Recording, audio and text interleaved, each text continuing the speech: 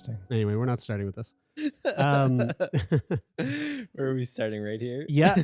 Yo, listen, little update. So I know we've talked about this already because this happened last week, but last week I went to clinic for the first time since I started Trikafta.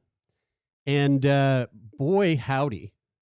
Did I feel dandy after that visit? Something. Howdy, boys. Did I feel dandy? Is that something that anybody ever said? I'm bringing it back, dude. But was it there? Boy, howdy. To begin with. Oh, boy, howdy. Absolutely. Yeah. That was like, that was the fetch thing to say. Is that like the same era as oy vey?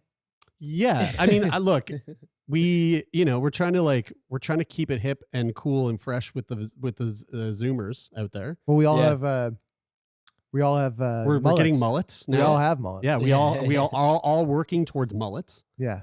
And so boy howdy, I think this is really like cool fucking it's not L ratio. It's certainly not L ratio, no cap. I just wanted to say Guys, I'm in the dark here. Somebody used Jonesin in our Discord the other day. Yeah. It was actually today. Oh, I like Jonesin. I love Jonesin. And I was like, what is the history of Jonesin? Do you guys know what it is? A heroin addiction. It is, yeah. Oh, yeah. And so, but the reason why is because when a drug addict in like the 60s would go to a new city, they would ask other people on the street if they knew Mr. Jones. Yeah, like Mary Jane. And so it was like calling Chris or like any slang. It was a slang term to like, hey, I need some heroin. Right. And then when people started to get addicted, then they were like, oh, you're jonesing. Yeah, right. Yeah. Oh, cool. So anyway, went to the clinic for the first time since I started Trikafta. Yeah. And I knew that I was feeling really great. The last 3 months, a quick little recap, like before I started Trikafta, maybe for about a year, so pretty much like for all of 2021, about like 2 to 3 days a week, I would be up at night coughing to the point of vomiting. Whoa. And throughout the day, like whatever, feeling kind of fine, but it was like nighttime at home by myself or with a partner, and I would like get into a coughing fit, cough till I threw up, and then it's over, and then repeat every other odd day. And are you just throwing up at the time were you just throwing up because the coughing is so intense you just vomit? Sorry, did you say this is pre-Trikafta or right after you started? Pre-Trikafta. Oh, okay. Yeah. And yeah, coughing so much that I think what's happening there is that the act of coughing, which is like squeezing in on my diaphragm and my stomach, like I think that would be the thing that causes the vomit. Yeah. Makes sense. So that was like a pretty regular occurrence. And the other thing is that I've always had sinus issues, which is kind of a direct result of CF. Every single day. This is like 7 days a week, 365 days a year for the last couple of years. If I didn't take an Advil by noon, I would start to have like almost migraine-esque sinus pain. Oh, and that can't be good on some level either, right? Like taking an Advil every day. No, like I mean, great. It's not ideal for sure. Not great for your liver. And I mean that from the sense of like having to take it, like not great to have to take it. Yes, exactly. Yeah. So then I start Trikafta. 2 days after 2 days of taking it, I stopped feeling the headaches, and they never came back. That like those days are gone. 2 days of taking 2 days. Trikafta. And it's been 3 months. 3 months. Yeah, since November. Wow. Now Q1, you might say. Yeah, 2 or 3 days after taking it, my cough disappeared completely. I'm a finance guy. So no cough, and especially no cough at night, like and throwing up, like that's gone. Yeah. But even throughout the day, like I just don't cough. It's just done. I don't cough at all.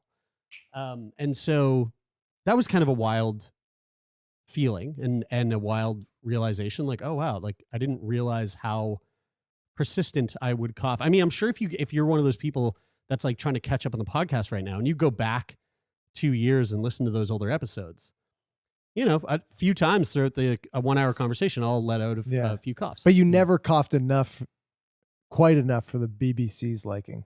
Yeah, I was gonna say the same thing. For people who don't know, I did an interview at the BBC radio once, and I coughed once in the interview, and they made a supercut of me coughing throughout the whole interview, which didn't happen. I was like, wow, you guys really had to like jack up the intensity. It's so funny because like, his sickness isn't coming through the radio. Listening to it sounded fake too. Yeah, like, totally. It didn't It's the even same audio clip of the same cough. Yeah. Your brain just goes, huh? So cough disappeared. I like in terms of my lung function, I walked down an up Citadel Hill, which is a very steep hill here in the city, and I got to the top of the hill and I wasn't even remotely out of breath. Whereas like just walking on flat surface, I would be winded before Trikafta. So I knew that like this drug is like has done some pretty great things, but statistically, numbers wise, like I don't know exactly what those things are. So every single time that I go into the CF clinic, which is about every 3 months, the first thing we do is a PFT test, a lung function test. And the lowest that I was at in 2021, the lowest that I blew was 58%. That was at my lowest in 2021. What was the longest you blew? 58 seconds. You know what I'm saying? I do know what you're saying. Yeah. Like blowing dick. Yeah. 63 centimeters, man. Oh wow. So my average last year was 63. I was sitting around 63% most of the time. So I was like going into clinic and I was like, all right, we're going to fucking do this. We're going to do the PFT test. I'm going to find out how much my lung function actually is. I feel amazing. And I was thinking I'm probably sitting around 70% just based on how I feel. I don't really know. It's hard to tell with those things. Like sometimes I'll go in and I'll blow 58 and I feel fine. And so it's really hard. But I was like, yeah, maybe 70. 70 would make me really happy. Which 70 from 63 is a 8% increase. It's not. It's not an 8%. It's 7% increase. It's 8%. It's 7 percentage points. But in terms of from how many, what percentage is 7 of 60? An increase on 63 is far greater. Far greater than that increase. Oh, I see what you mean. Yeah, right. The percentage increase. Yeah. So I was thinking 70. And the base is 5, right? That was like what the guidance was for the drug, right? That you had to see like a minimum of of some type of. So I found out at clinic that they actually changed that. Oh, okay. So it's not just that they're looking for a bunch of different factors, and if that isn't a part of it, it doesn't matter. Okay. Should we guess what you blew? I guess 97%. Okay. That's what. Okay. No. Well, I know. So yeah, you know. I'm not gonna. I know. So, I actually know too. I just wanted to make the new number now underwhelming. So yeah, thanks for that. That's really horrible. So the RT who I usually do this test with, she was with a resident RT who was like doing training. He was in his 3rd year, and so she was like, he's gonna run the show, and he's this young. Very young. He was fucking very young, like boy, essentially. And he was a man, but he was very boyish. This young man. And cute? Was he cute? He was very cute. Yeah. And he was like, okay, yeah, like we're gonna like do this. And was he surprised at how long you blew? Well, he was. So my first blow with him. Was he impressed? he was like, wow.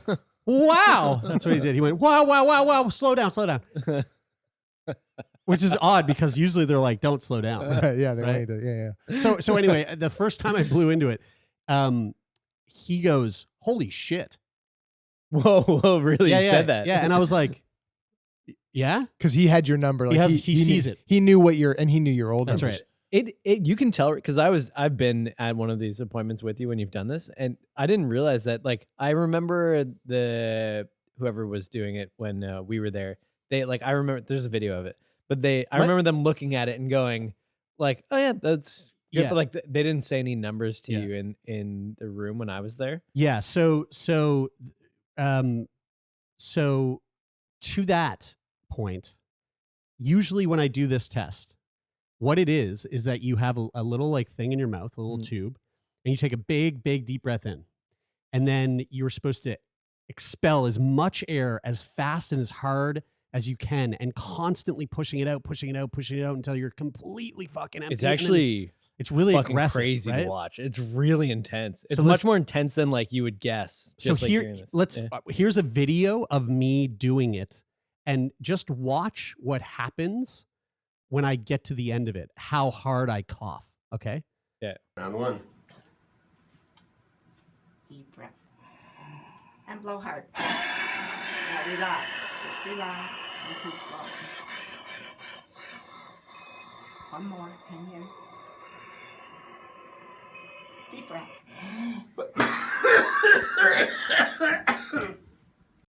Okay, so there you go. That was the video. Obviously, the Chippendale dancer is not typically present. So you can see that I coughed really hard when that was over, right? Mm-hmm. So when I did this the other day at clinic, I blew and I blew and I blew and I blew. I was like out of air, completely out of air. I was shaking because there was nothing left. And I took a big breath in. No cough at all. Whoa. Which I was also like, what the fuck was that? That was crazy. Yeah. So the guy goes, holy shit. And he goes, last time you were in here, you were 58. You just blew slightly over 79%. Whoa. And I was like, holy fuck. So he was like, we got to do it 2 more times. I was like, let's shoot for 80, dude. Let's get 80. You said 79 was what you got? 79% is what I got. So I blew 2 more times, and I blew the exact same thing both times. Just over 79%. It was like 79.2%. Wow. Whoa. That's a 36% increase. Whoa. Dude, that's crazy. That is crazy. Yeah. So for reference, that is the highest my lung function has ever been in the last 7 years. Yeah, that's fucking crazy.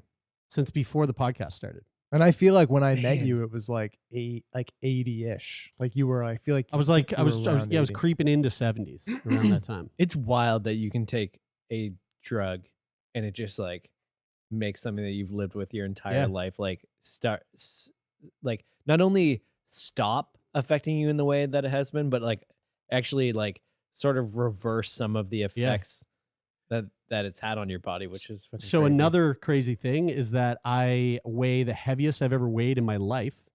I gained essentially just over 10 pounds in 3 months. Whoa. Since taking the drug, which is wild. I feel like I've never gained weight before. For people who are just listening right now, you're holding a piece of paper in your hand with like presumably some of like this information on it. Yeah. And I feel like we should get a fridge magnet and put it on the fridge here.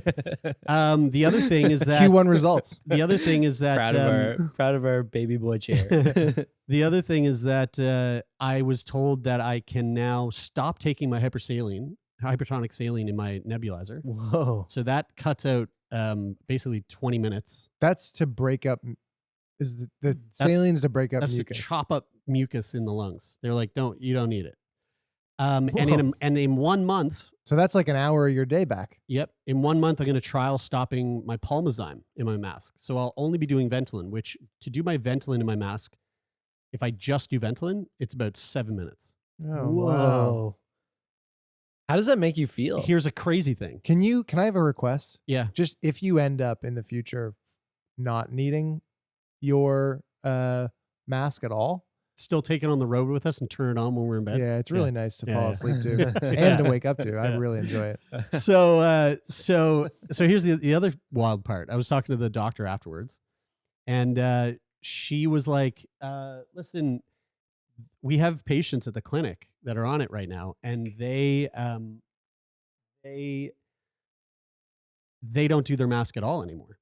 We've just given them a Ventolin puffer that they carry around. Oh, wow. Whoa. What does Ventolin do? Ventolin opens up the small airways. Okay. Yeah. So I think what's happening here is that the airways in my lungs are no longer clogged with mucus. And now there's just, there's like the damage that has already been done and is irreversible. And so there's those smaller airways that just don't work anymore. But then there's also the airways that are constricted a bit. And so I take the Ventolin to kind of like open that up a bit. But here's some even crazier shit, okay? So I was asking, while I was there, I was like, all right, I got this newfound sense of breath. I've got like lots of energy. I feel fucking great. I want to, and I'm now gaining weight, and that's kind of tripping me out. So I want to start going to the gym. Brian, you've been training pretty consistently. So I'm like, bulking season. Yeah. I got to get bulked up, baby. And so I was like, yo, tell me gains. I want gains. All right. Yeah. Gains on gains. And the doctor was like, compound gains. And so I said, how should I be approaching COVID right now?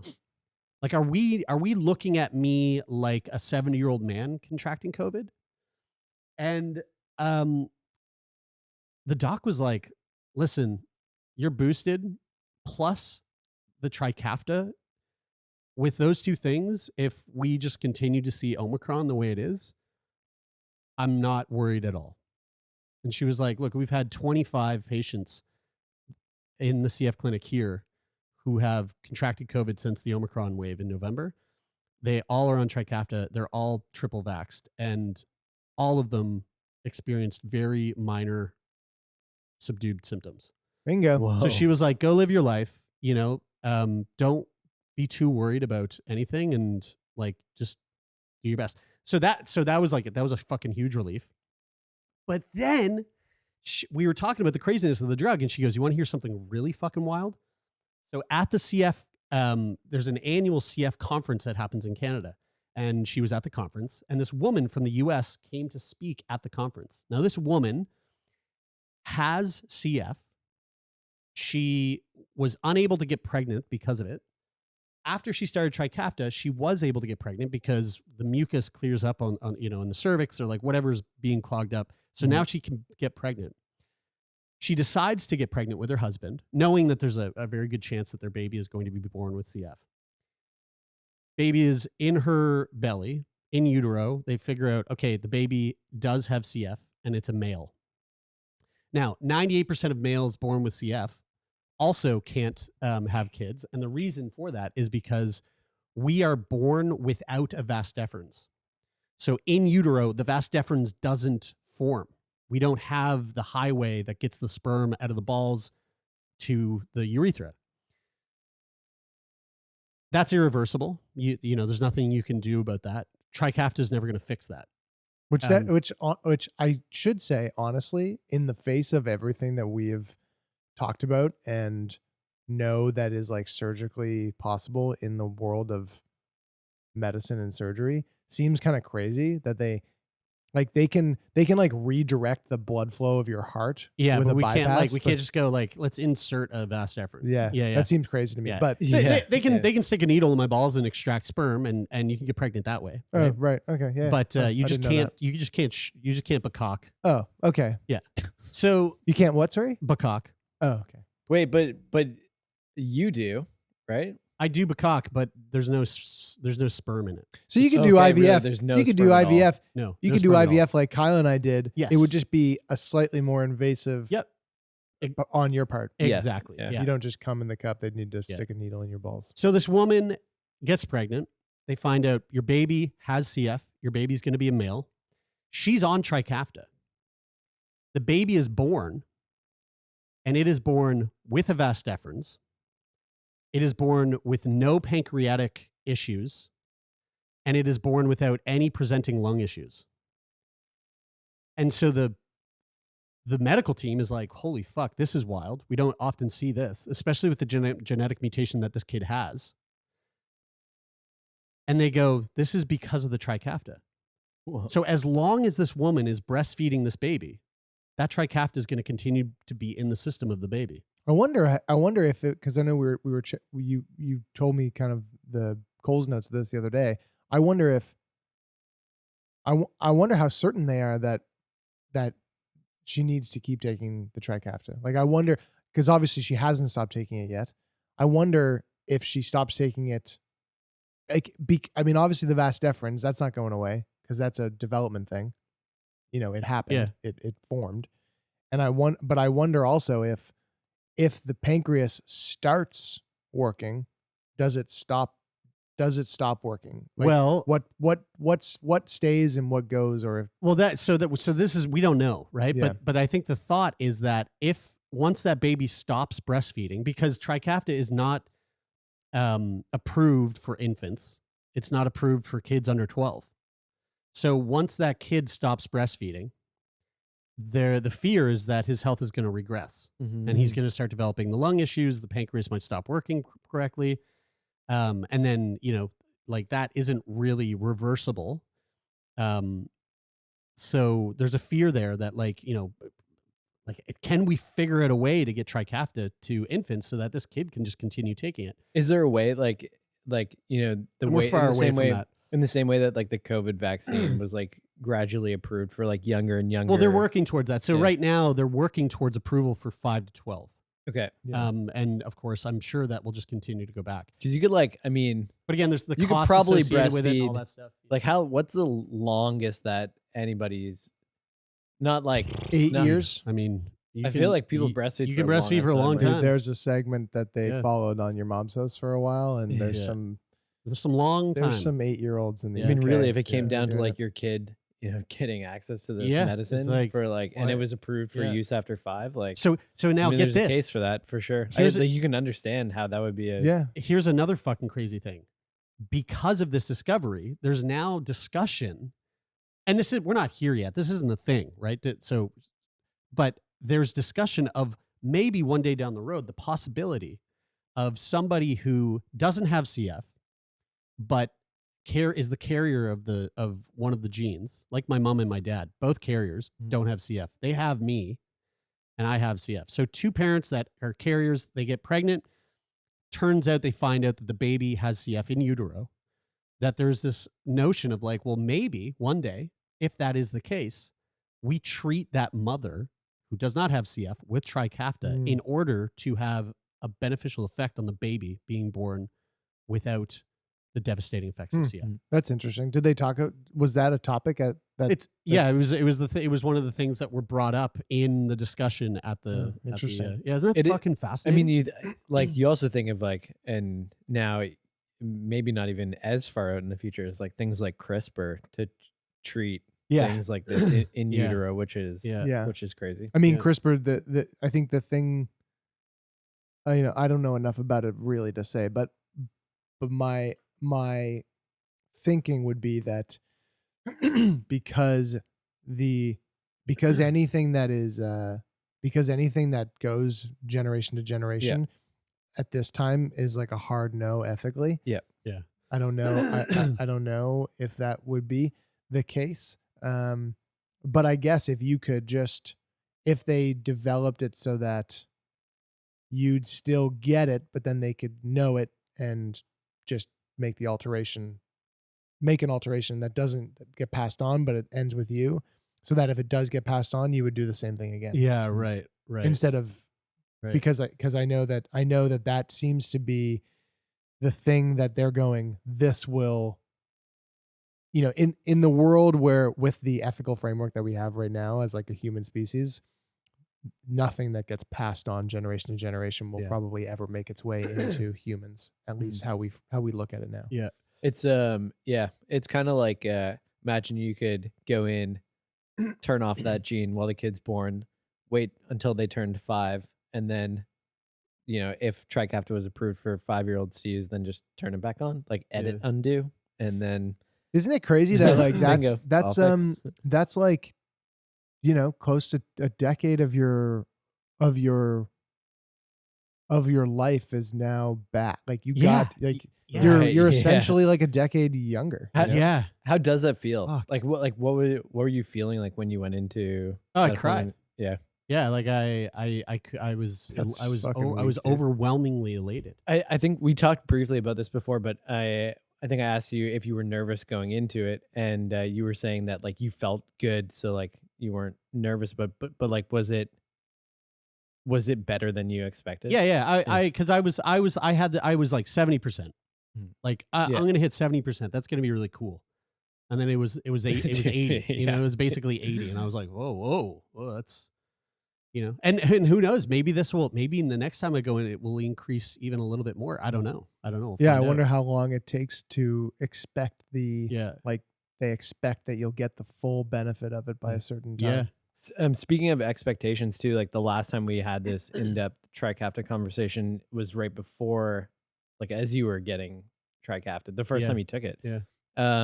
And like there were, expectations around like how you might feel and a lot of question marks, I guess, more so around it. Some like identity stuff. And like how have you found that been over the last 3 months? Once the dust settled and I started taking it and feeling great, it's like it's just been awesome. You know, like I didn't realize. I had a conversation with Steph Strecko. I ran into who's a past sick boy, guest, has CF and also had testicular cancer, and he's been on Trikafta a little bit longer than me, a couple months longer. And I ran into him going into Propeller the other day, and one of the things that he said to me was like, the thing that blows my mind is how I now don't, even on a subconscious level, I don't think about my CF.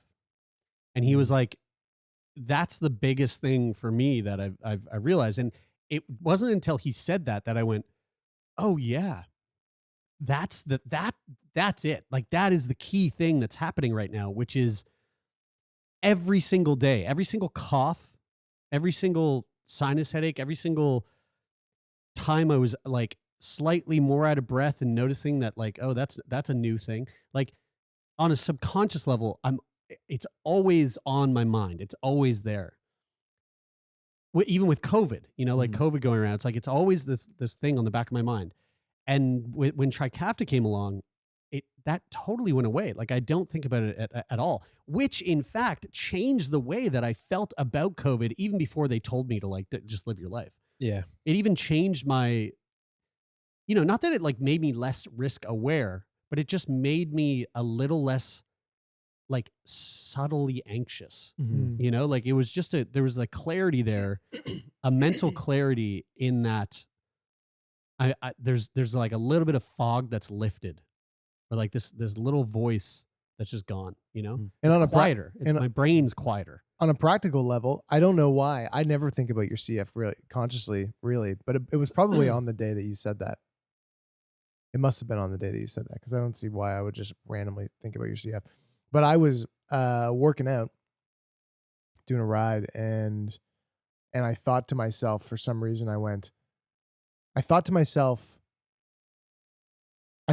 how hard it would be for you to find time to work out, because I went, consider if we just considered our lives like equal in terms of like things that we do, which is probably true. That's like, well, the one thing that I don't have to do is wake up in the morning and do a bunch of medicine. Yeah. And I don't have to do that before I go to bed. So like, even though they're on the bookends of the day, like those are two time commitments that just don't exist for me. Yeah.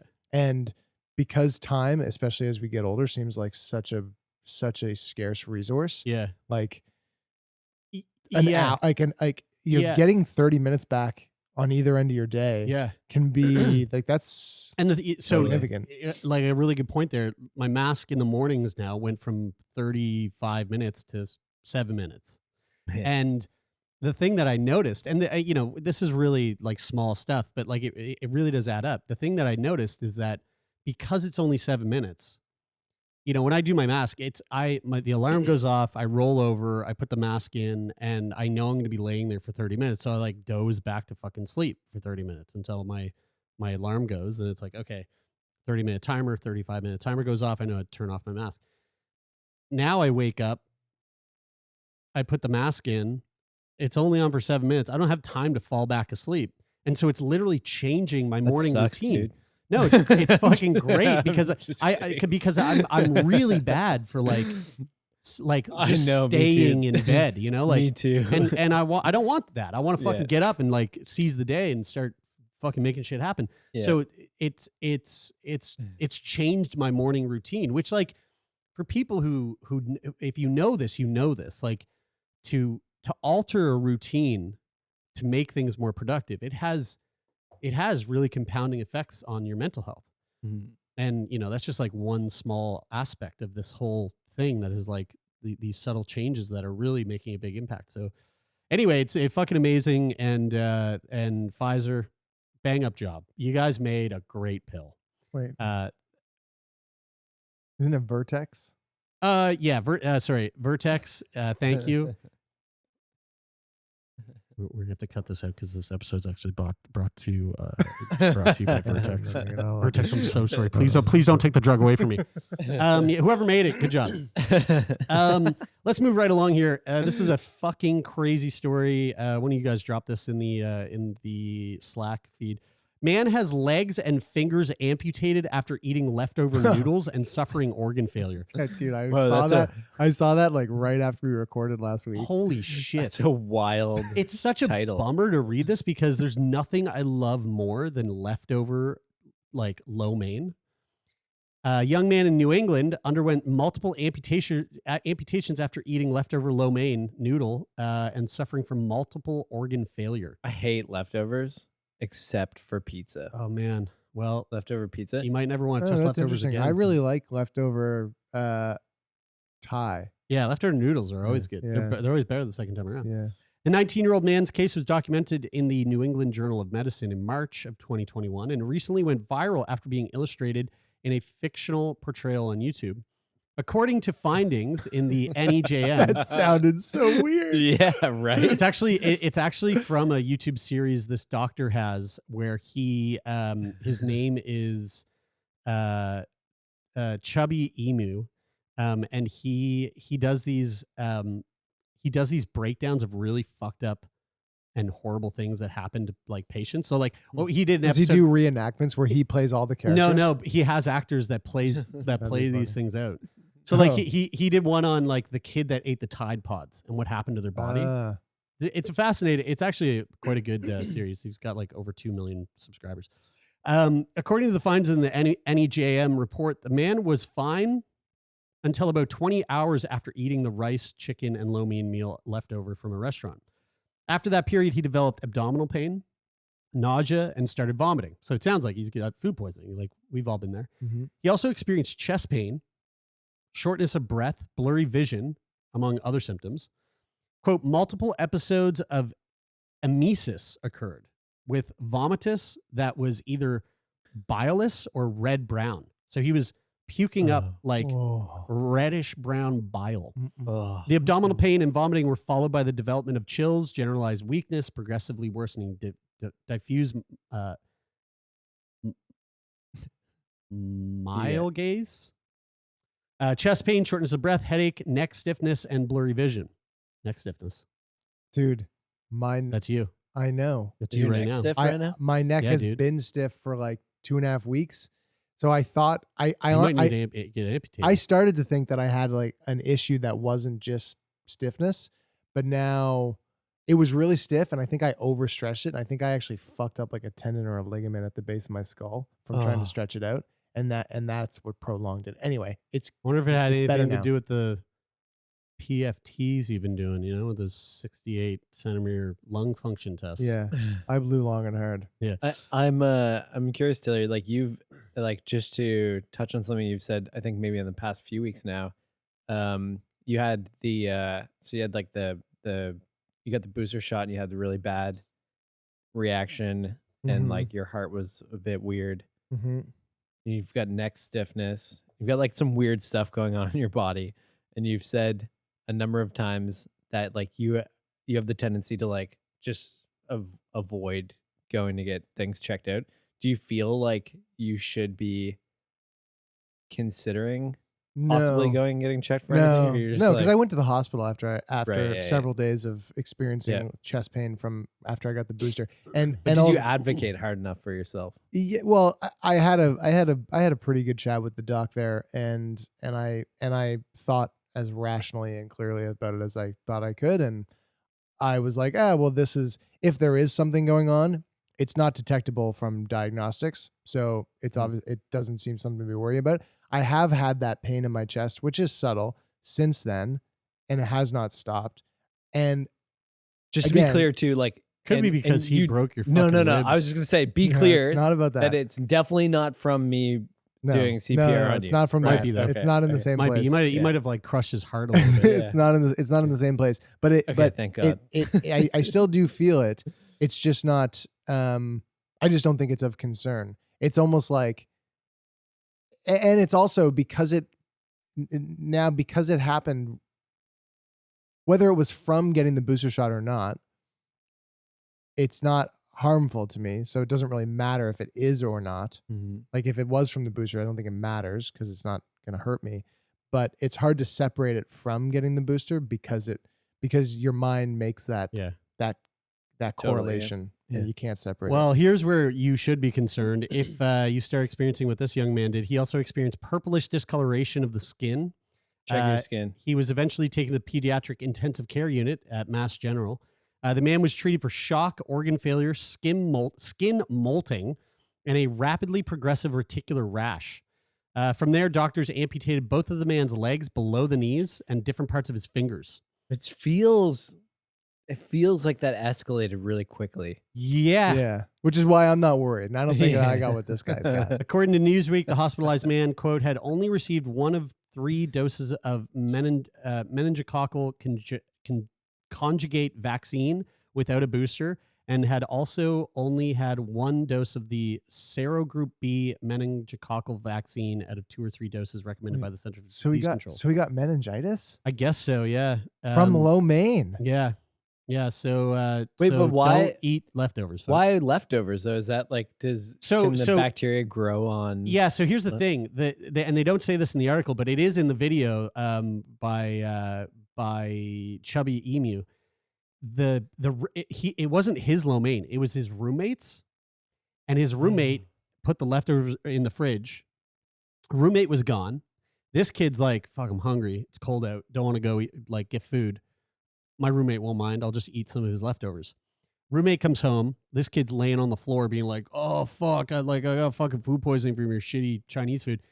And the roommate goes, dude, that shit made me fucking throw up yesterday. I should have thrown it out. I don't know why I put it in the fridge. So already it was bad food. Yeah. The guy ate food. It made him throw up and he put it in the fridge. Dude, they're 19. Think about the dumb shit you do when you're a fucking kid. I mean, that's next level dumb. I hope that I shouldn't say it. Never mind. I was going to say, you're going to say you hope he dies. No. I wasn't going to say that. I was going to say, I hope that he didn't ask if he could eat the leftovers, and then he learned a valuable lesson from poaching the leftovers. Yeah, the valuable lesson is don't eat. Like, dude, just fucking don't eat anything ever. I don't actually hope that, just to clarify. Oh, yeah. So, wait, so hold on. Wait, when do you get your meningitis vaccine? Is that a baby thing? I don't know. I don't think I've ever had one that I can remember. I don't know anything about it.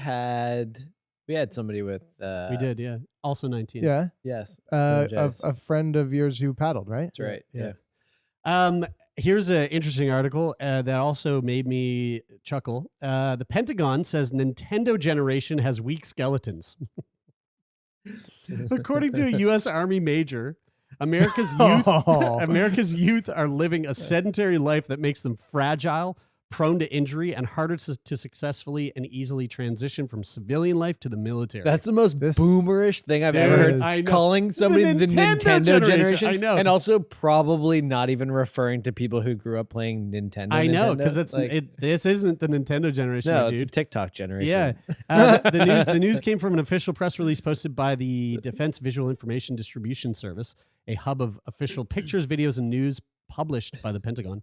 The article titled, quote, Why Today's Gen Z is at Risk for Boot Camp Injuries, interviewed Army Major Jean-Marc Thibodeau, a clinical coordinator in charge of medical readiness at Fort Leonard Wood in Missouri. When asked about the youth of today, Major Thibodeau was straightforward, quote, the Nintendo generation soldier skeleton is not toughened by activity prior to arrival, so some of them break more easily, he said. This guy bussin'. No cap. Captain Lydia Blondin, assistant chief. Captain. Chief of the physical therapy in Leonard Wood Army Community Hospital, detailed the kind of injuries she's seen in the so-called Nintendo generation. Quote, we see injuries ranging from acute fractures and falls to tears in the ACL to muscle strains and stress fractures, with the overwhelming majority of injuries related to overuse, she said.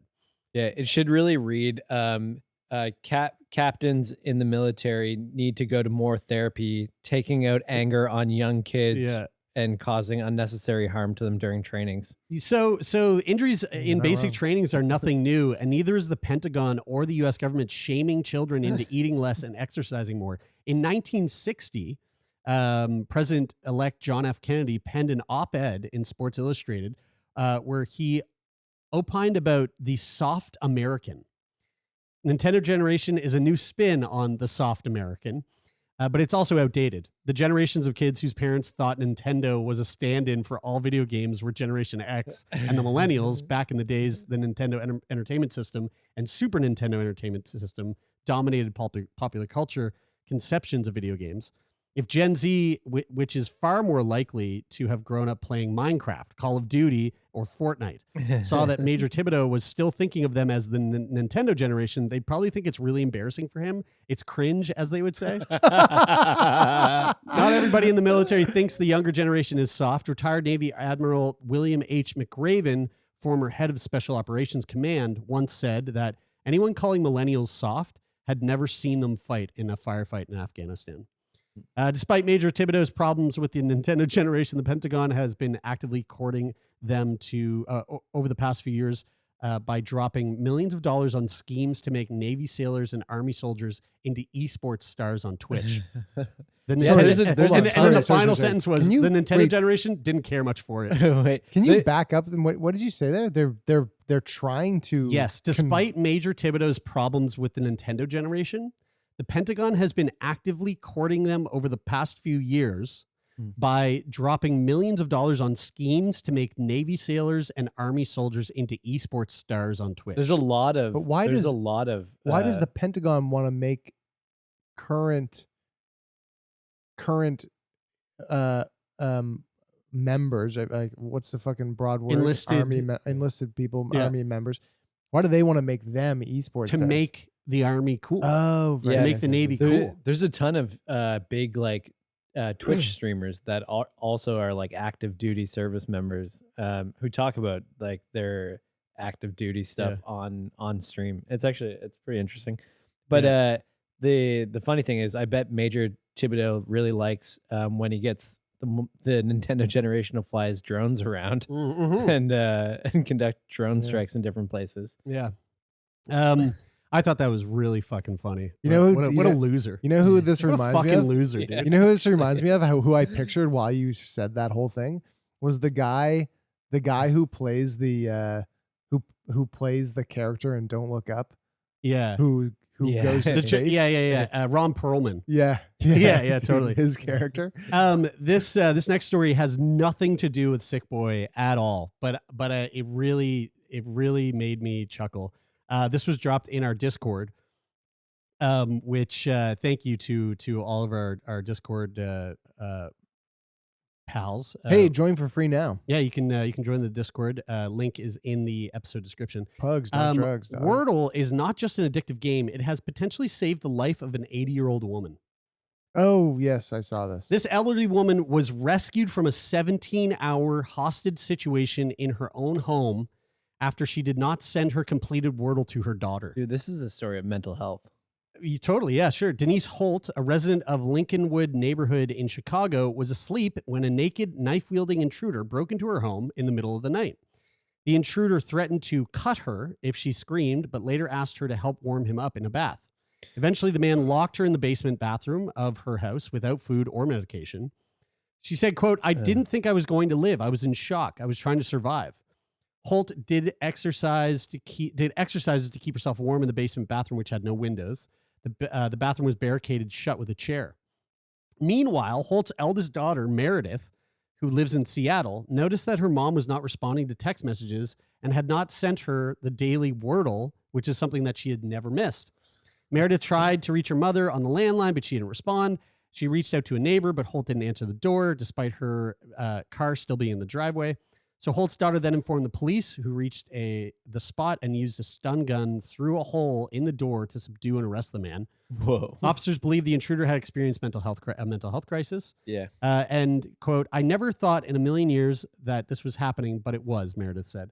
And here's a photo of Meredith, and I love that they included like her Wordle score for that day. I don't remember what the word would have been. Maybe vivid. It was a tough one. She looks like she fucking nailed it.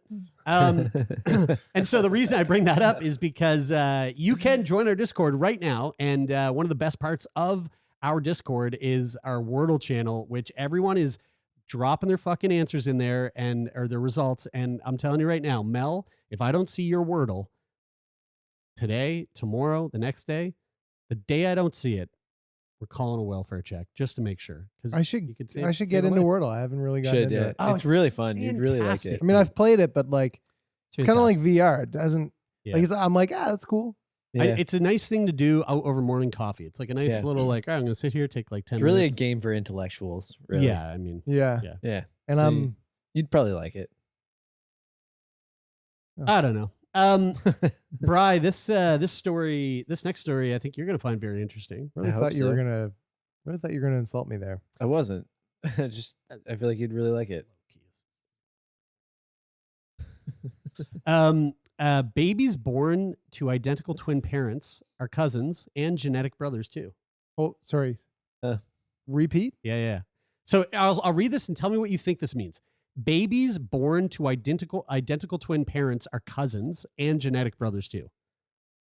Yeah. And so the parents, the whole thing is in there. It makes total sense, but break this down. The parents are identical twins of each other and they're married and they had kids. No, okay. Wait. Yeah. So I mean, it would identical twin brothers, Yeah, like my brother and I, find identical twin sisters. Yeah. Oh. Each marry them. Okay. Yeah. We both have the same DNA. The sisters both have the same DNA. Yeah. So even though our kids are cousins by birth, They're also by brothers. family tree, they're genetically The by same. DNA Right. That's right. brothers Oh, or that's fucking sisters or crazy. whatever. So if twin brothers marry twin sisters and both couples have babies, what does that make their Actually, So I've the way known that siblings both? the way that I interpreted that I know. was that that there was like they were maternal. Is it maternal or fraternal? Yeah. Fraternal twins, brother and sister, fraternal twins. Fucked just made a baby. and made a baby. And That's then- called not good. Actually, I have beef with this article right away. Okay. All right. Yeah. Do you want to go into it or do you want me to continue Should- the article first? I mean, I'll start and then you can see where this goes. But I think that you have a problem with your own individual identity if you're marrying a twin sister with your identical twin brother who's also marrying the other twin sister. Yeah. Well, here. And it screams screams it. you need to go to therapy to me. Oh, wow. Right. So I'm just beefing. I'm ready to All right, beef well, with here. this. So let's see where this goes. Identical twins Brianna and Brittany, 35, met identical twins Josh and Jeremy. Shut the that's fuck up. why that's why these people have identity issues. So Their they- parents basically named it, probably dressed them the same. Oh, dude. this is a I got a video for you. yeah, dude. Oh, This dude, is yeah, a, this is rotten right this to the is a right from day one. TLC fucking A&E show Yeah. thing for It's sure. it's a bunch of TLC shows wrapped up into one. It is, Brittany yeah. and Brianna were actually a part of a TLC show. And let's watch this clip right here. We drive to the same law office and work on the same cases. We split up for the first time in our lives to go to 2 different law schools in 2 different states, and it's a decision that we regret.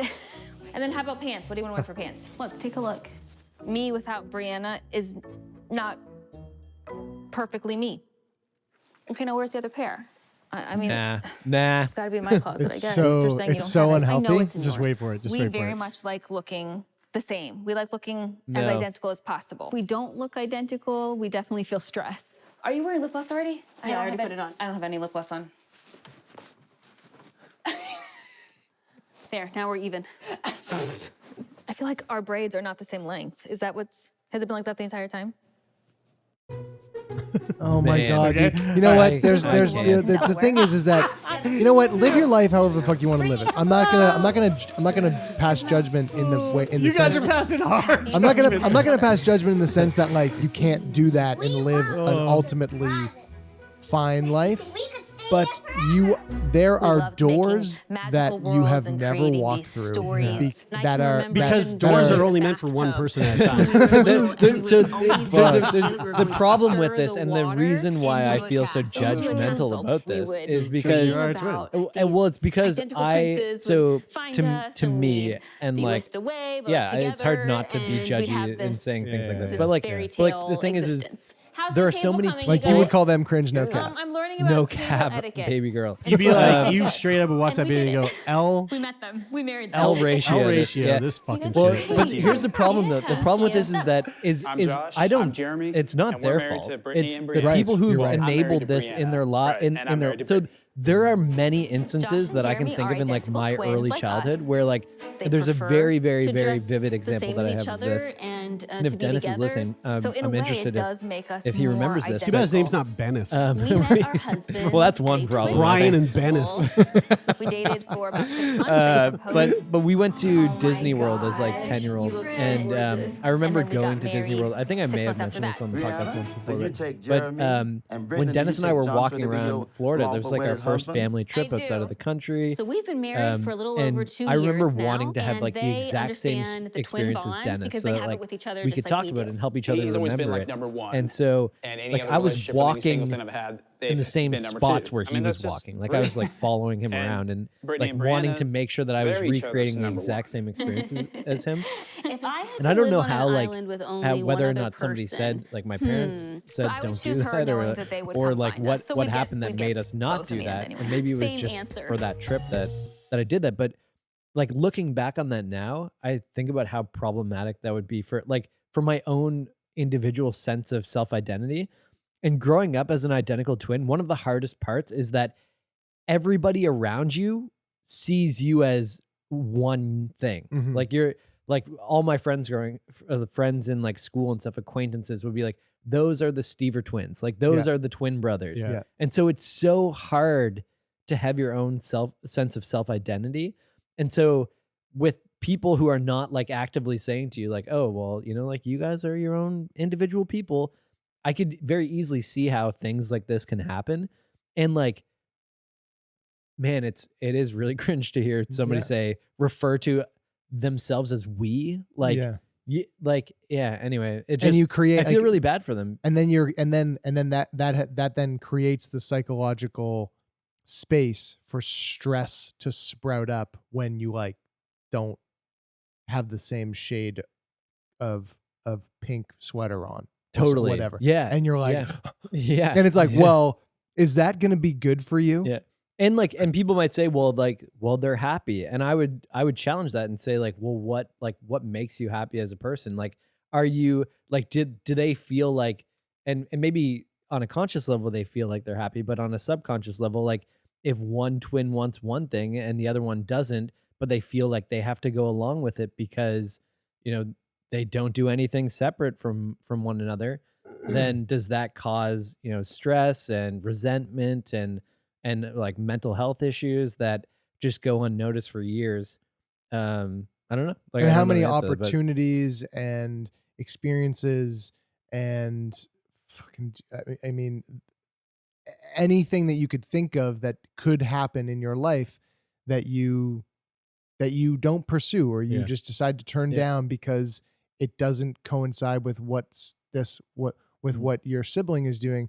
And we obviously all make sacrifices in our lives to either be in a relationship with somebody or whatever. That's fine. And that happens all the time. We make those sacrifices. But when it's pre-built in, Mhm. that there's no, that you can't, that's not a choice. Yeah. That's I think tough. of just one last thing I want to add to that is right before I came here, I was talking to my brother on the phone, and we had this like 45-minute conversation, and we don't talk a lot, like we go through like waves of like keeping in touch a lot and then not talking for a little bit, but like in that 45-minute conversation, like I was learning a lot from my brother. Like he was telling me about these unique experiences that he's having, and like the conversation was really interesting because he was sharing these new perspectives on things and telling me about things that I didn't know about. And so I'm learning from him. And if we just had an experience that was an exact mirror image of each other's life experience, then I feel like I wouldn't benefit. Yeah. Maybe Must be benefit hard is to the have right word, those but, like, conversations though, because the two of you literally like speak at the exact same time. You know, and like that's highly annoying. Like to hang out with you guys. Well, it's actually, I mean, we don't even speak. It's just like telepathic. yeah, and right. it's Yeah. just a sharing of. I mean, you might as well be. To me, you might as well be Dennis. I know, yeah. Dennis. So the girl, Brittany and Brianna and Josh and Jeremy, they all fell in love at the Twins Day Festival in Twinsburg, Ohio. Fucking hate. They were proposed to. Hold on. Did you make that up? Nope. Twins Day Festival in Twinsburg, Ohio. It's an annual event that brings thousands and thousands, tens of thousands of twins together. I actually every year. know about Guys, this. And the it's city, huge. the We city should- is called Twinsburg, which is why they host it there. Yes. Like that's Right. the only like How that's much- why they go. decided. There's to oh yeah, dude. Absolutely. I don't think I could do it. That would Honestly. be funny though to go. It would be. It would, yeah. It would be sad. So the girls fell for the boys. They were proposed to side by side and returned to the Twins Day Festival the following year to be married at a joint wedding. Fast forward a few years, and the sisters each had a baby, albeit 3 months apart. Not everything can be totally in sync. Quote, you've heard the term Irish twins, and you've heard identical twins and fraternal twins. Brianna told NBC's Today. What are Irish twins? When you're born, when you have a baby that is within like 9 or 10 months of the other baby, so Oh, it's like probably literally you 'cause have a baby and you like become pregnant almost Right. immediately. Like a Catholic I think twin it's because they're I think just it's- banging the moat so yeah, much. I think it's Yeah. less than 12 months apart. So, okay. so she says, but we have quaternary twins. Quaternary twins are defined as the offspring born less than 9 months apart and two sets of identical siblings. They don't share a womb or even a parent, but the DNA they inherit from their twin parents make them not only cousins, but genetic brothers. The couples who share a joint Instagram page, cool, posted the interesting scientific fact alongside a photo of their babies. There's no denying that Jax and Jet share a resemblance. Let's clip this conversation. Let's Holy clip this shit. bit and tag them on Instagram. Oh my god, dude. No, they seem happy. Now both families share a home, a Brian hates business, them. and judging by their I don't hate Instagram them. account, a wardrobe. They all share a home. This is fucking crazy. Everyone dresses identically to their identical siblings all the time. Quote, we get asked if we're twins every day of our lives. We do everything together, Jeremy told the Smith Mountain Eagle last year. It's rare for us not to do even the smallest thing together, like going to the grocery store. We've done it that way our whole lives. The girls are the same way. So it was only natural for us to move in together after we were married. She also told Today that her situation is an exceedingly rare one. Quote, there's only 300 quaternary marriages known in the history of the world. I mean, again, like I said, you can live a happy life. That just screams problem. Makes me sad. Oh man, it makes me really happy that you guys had such strong reactions to that. You don't? I mean, no. I think it's fucking. That doesn't make you feel No. bad. For Nah. me, it's really they're happy. It's I like to assume they're happy. No, I know, and I Yeah, if they're I get happy, that. then cool. I'm cool. Whatever. It's really personal for me because like I really feel like for a long time in my life, like I struggled with trying to have my own personal sense of self-identity. Yeah. And so when I hear that, I'm like, I feel bad. Like I feel bad for them in the sense that like I project and presume that like, oh, they just didn't ever find that. Like they didn't ever find that sense of or they it's- found it together at the exact No. same Oh, time. Oh god, to me it's a sadness of not like I think that there's some truth to going if you don't know, like ignorance is bliss. Yeah. So Yes, so yeah. so they don't so they will be happy in the life that they know, and I think that that's great and that's fine, and I hope that they continue to have that until the day they die. But there is so much that is being missed out that they will never know, and that's what makes me sad. It's the stuff that they'll never know, that they'll never get to discover because of the situation that they've set up. I for 100% themselves. agree with that. And also, I don't think my opinion on this is right. It's just how I feel. Like this is just really strong feelings that I have about So this thing. if you want to write in letters at Sick Boy Podcast, let us know what you think about Brian and Taylor having such fucking closed minds towards these very sweet couples that just seem to be living a really fun life. And hey, they got their own TV show, so like they're doing something right. All right, let's move right on to what the hell.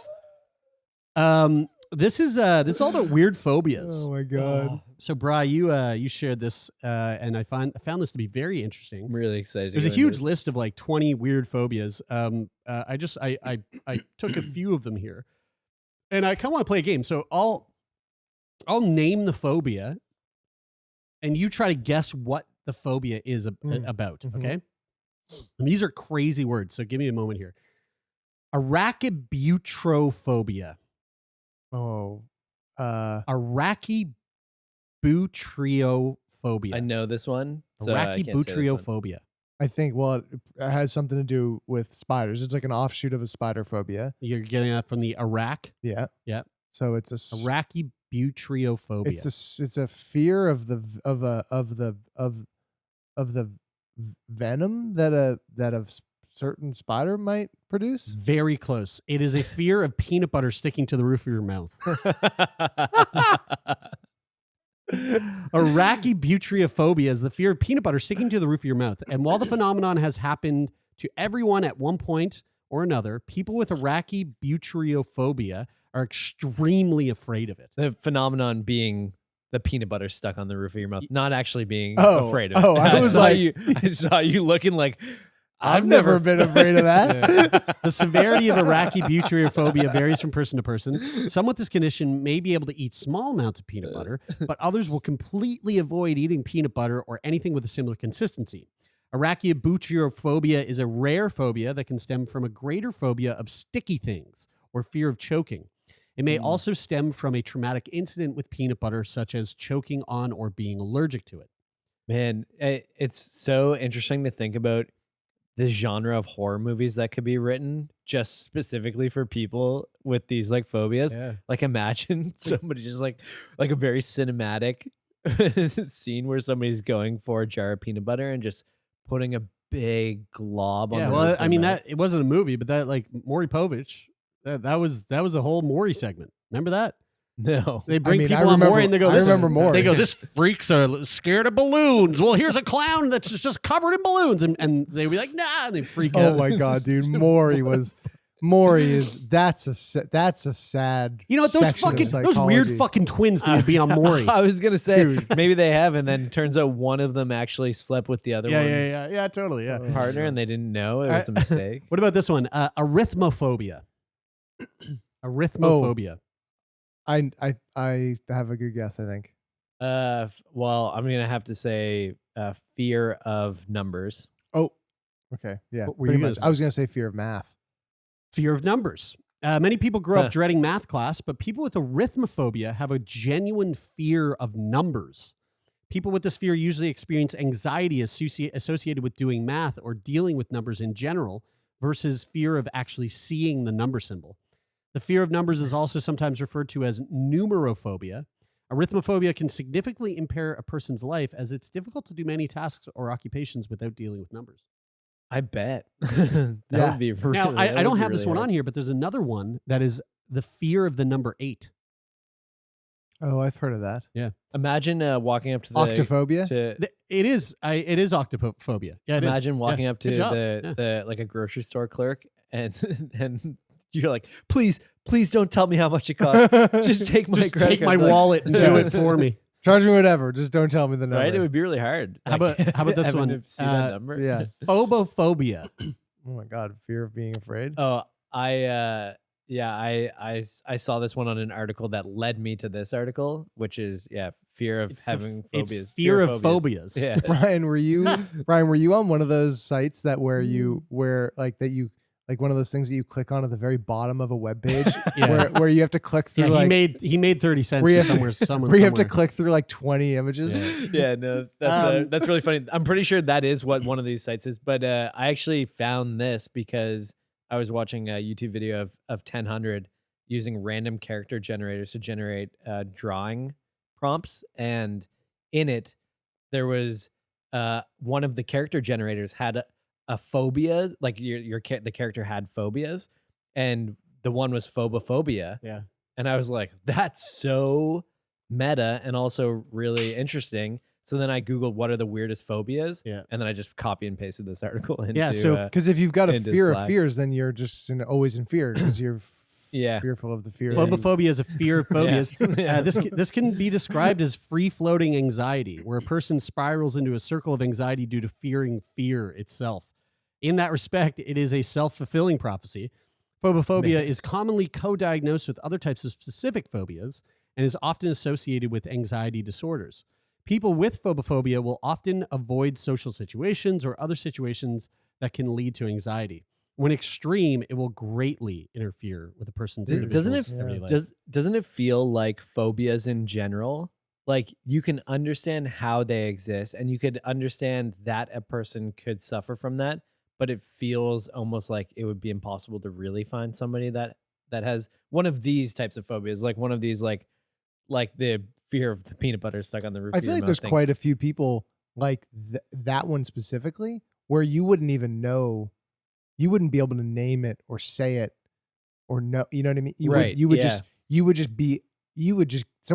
probably just get diagnosed with anxiety. And it's going, well, why do you have anxiety? And you're just like, I don't know. I'm scared. I'm scared. But you wouldn't even, you probably wouldn't even say that. No, you yeah, just, right. You just be like, I'm just fucking anxious. Always. I think always, that's, yeah. and I think that's what it feels like. It feels like these specific phobias are really just like a result or manifestation of like some like bigger. It would be thing interesting that to is- get to the diagnosis of one of these. Because like I feel like the diagnosis, like I'm curious if, and I just don't know enough about this, so I'm just guessing, but I wonder if people can have any one of these phobias in particular and just have that fear, but like no comorbid sort of mental health issues like anxiety or I depression had or a things fear. like I had that. a phobia of hornets growing up.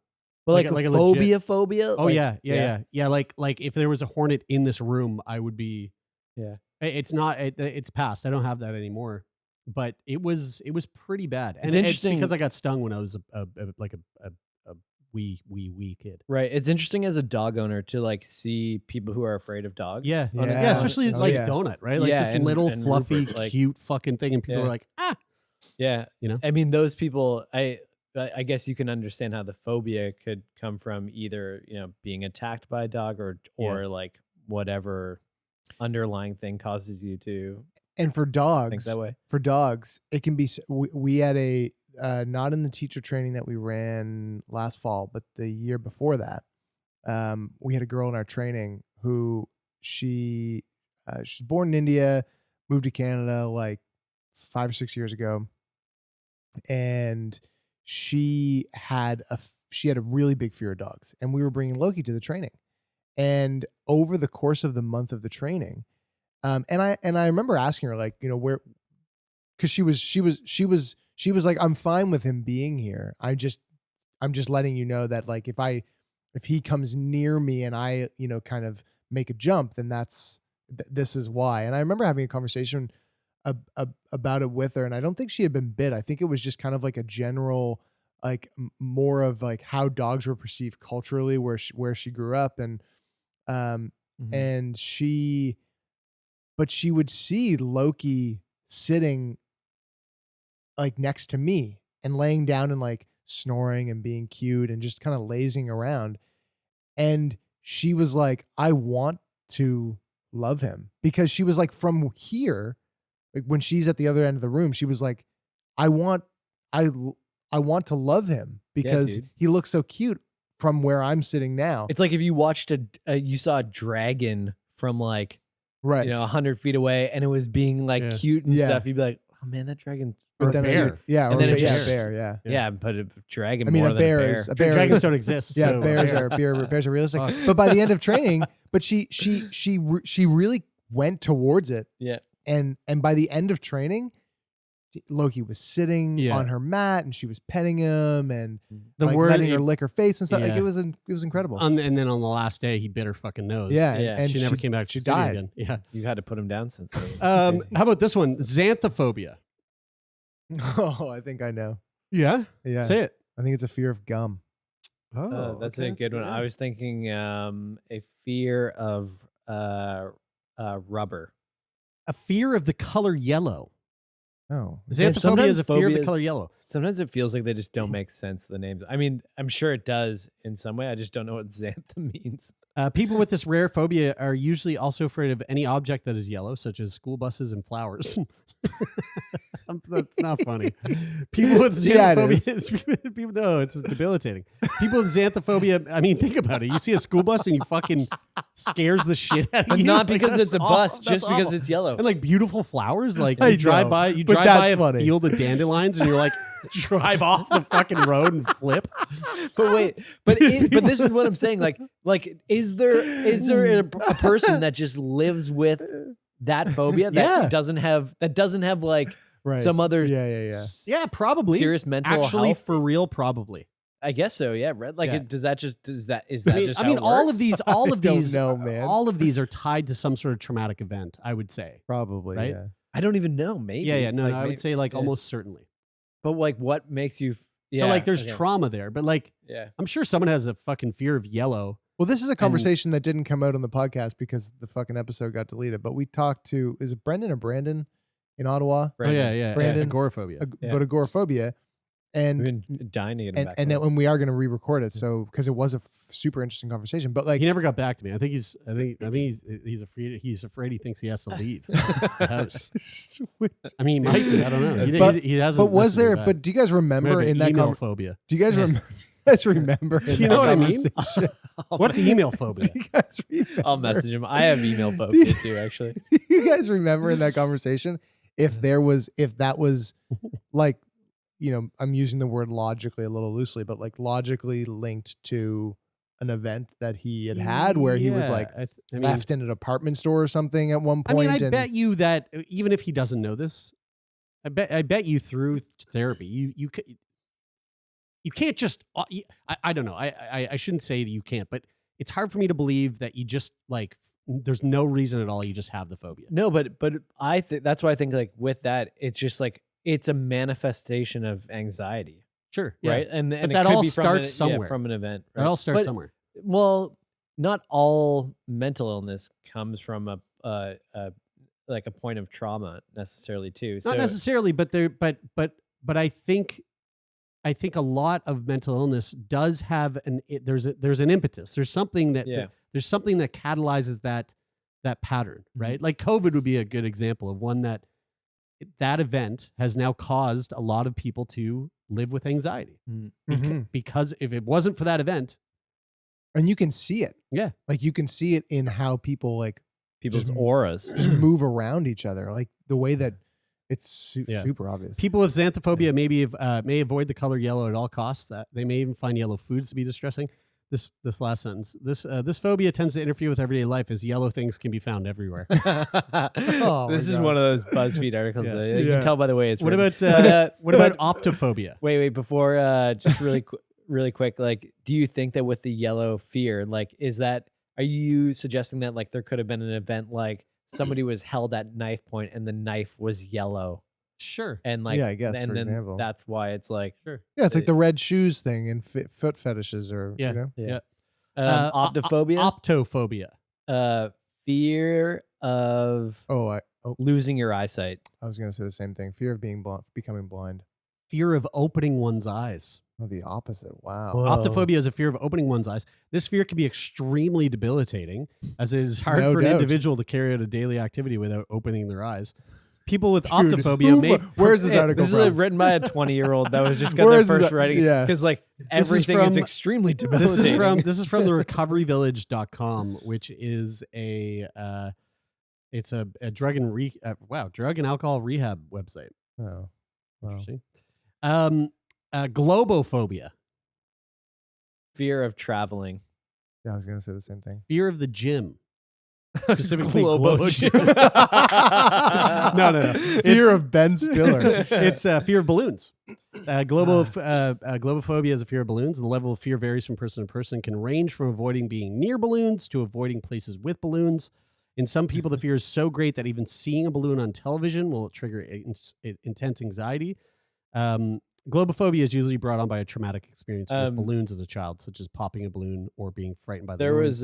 was a woman that I worked with in events in Dubai who had that. Yeah. And we like oftentimes would have balloons Can't at have it- events. Yeah, can't have the balloons And at and events now. afterwards you have to pop them all Yeah. and then like Yeah. dispose of the garbage.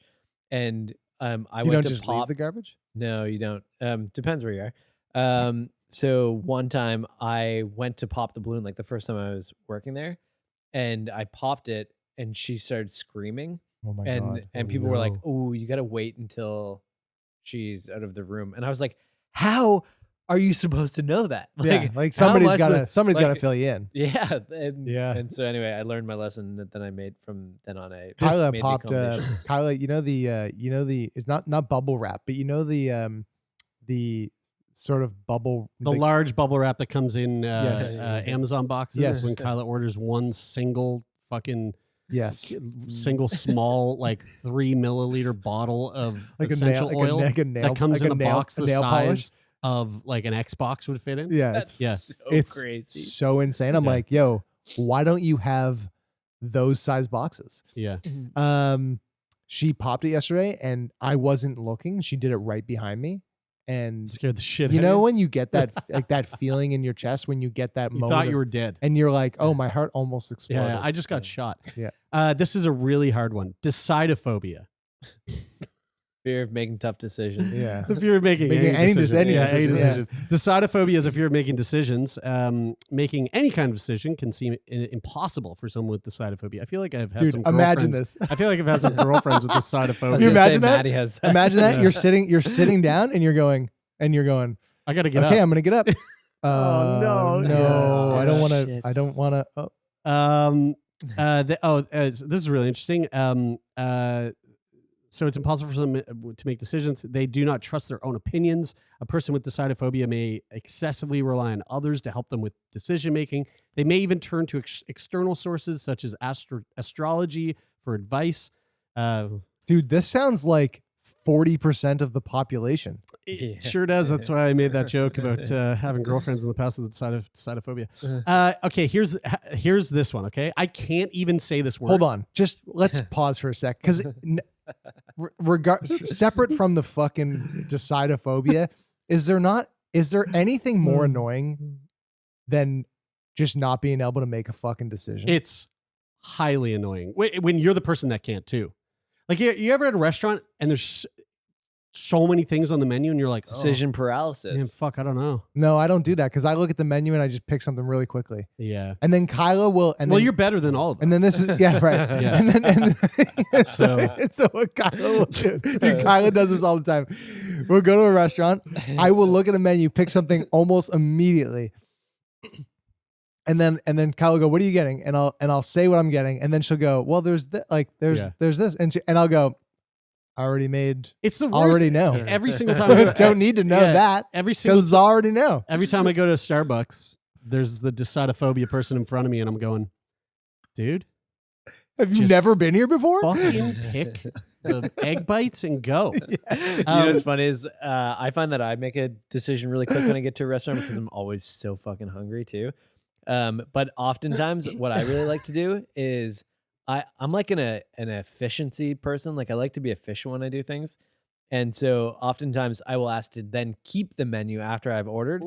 And then I will Whoopsie, sorry. and then I will look through the menu at other things that I might have liked if I would have taken more time to look at it. And then the next time I come in, I'll just order that. How do you thing. feel about this?